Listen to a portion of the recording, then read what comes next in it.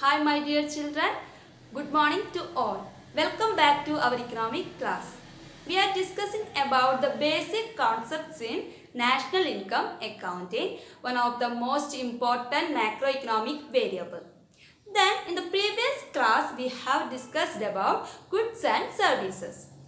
In this class, we will discuss about the other basic concepts in national income. They are productive and unproductive activities, normal residents of a country, and also domestic or economic territory of a country. These concepts or these terms are very important in national income accounting. So, let's watch the video. Chapter 2 National Income Some Basic Concepts. Today we will discuss about productive and non-productive activities, economic or domestic territory of a country and the concept of normal residence. So let us first discuss about productive and non-productive activity. What is productive activity? A productive activity is defined as one that contributes to the current flow of goods and services in an economy. Here, two simultaneous flows take place.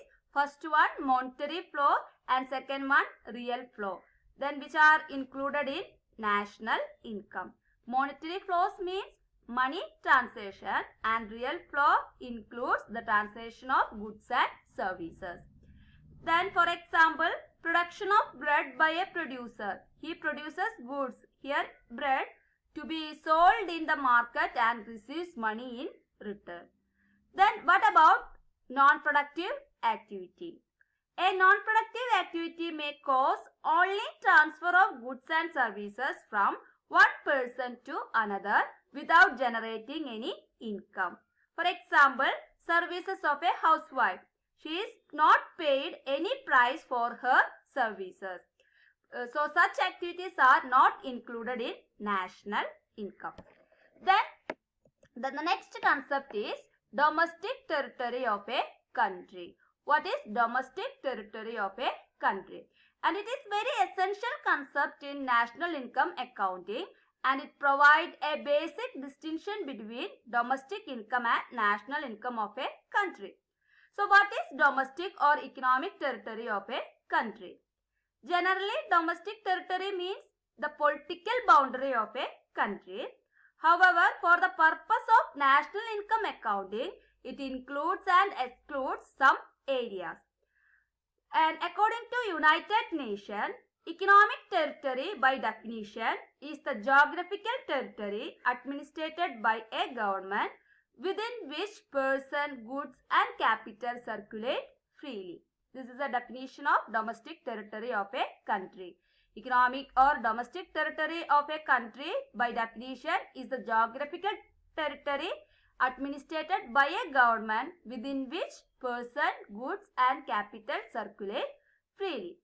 Then the things that are included in domestic territory are first one, territory lying within the political frontiers including waters of a country.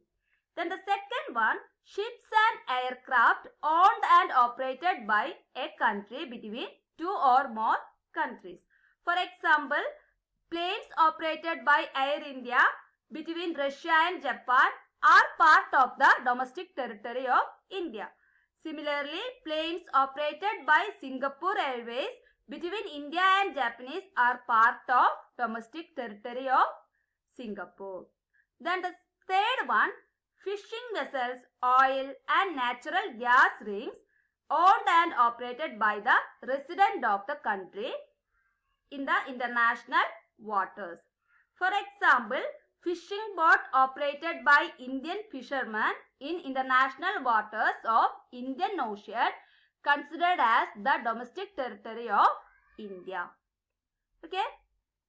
Then the fourth one, embassies, high commissions, consulate and military establishment of the country located abroad. This included in domestic territory. For embassies, for example, embassies of different countries located in our country will not be considered the part of domestic territory of the country, that is India. For example, Indian embassy located in America is the part of domestic territory of India, and at the same time the embassy of America located at New Delhi is a part of domestic territory of America, not India. So these items are included in domestic territory of a country. Then what all things are excluded in domestic territory of a country? The first one, international organizations like UNO, WHO, Red Cross, etc. are not included in the geographical territory of any country. And also we already discussed about embassies, consulate, etc. of foreign country located in India will not consider domestic territory of India. And you have to understand some more points regarding domestic territory. Any output produced by various MNCs like Pepsi, Coke, Samsung, etc. in any Indian state will be a part of Indian domestic product and not of the country to which this company actually belongs to. Similarly, output produced by Indian company which located in other country will be a part of domestic product of that country, not India. For example, for factory of luxury car Jaguar, which is under Indian ownership, that of Tata is located in UK. Its output provided will be a part of domestic product of UK, not of India. So these items are excluded from domestic territory or economic territory of a country. Then the next concept is normal residence. What do you mean by normal residence? A resident is defined as a person or an institution who ordinarily resides in a country and whose center of economic interest lie in that country. I repeat once again, a resident is defined as a person or institution who ordinarily resides in a country and whose center of economic interest lies in that country. In this definition reveals that two things about normal resident of the country. First one, the resident lives or is located within the domestic territory for more than 1 year in a country. Then the second one, the resident carries out the basic economic activities like earning, spending, accumulation from that location.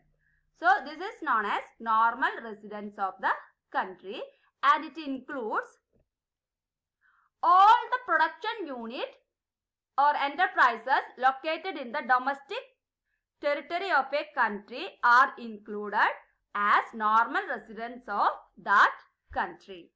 Then the next one, the nationals and also non-nationals are included in normal residents of the country. It is not necessary that a normal resident of a country is also its citizen. For example, there are large number of Indian engineers who visit US for a span of 2 or 3 years.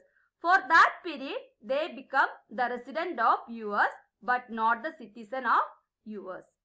Then the third one, normal residents of a country includes all individuals living within the domestic territory of a country, and also including Indian citizens who have gone abroad for a period of less than 1 year, and foreigners who have come to India and have stayed here for more than 1 year is also part of normal residence. And normal residence excludes some items. What are they?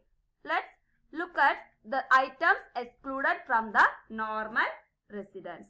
First one, foreign visitors in country. So foreign resident, these persons are generally expected to stay in the host country for a period of less than 1 year But if their stay in the host country exceed beyond 1 year, they are considered to be as normal residents. Then the second one, crew members of foreign ships and commercial travelers etc. are also excluded from normal residents. Then the officials, diplomats and members of armed force of a foreign country.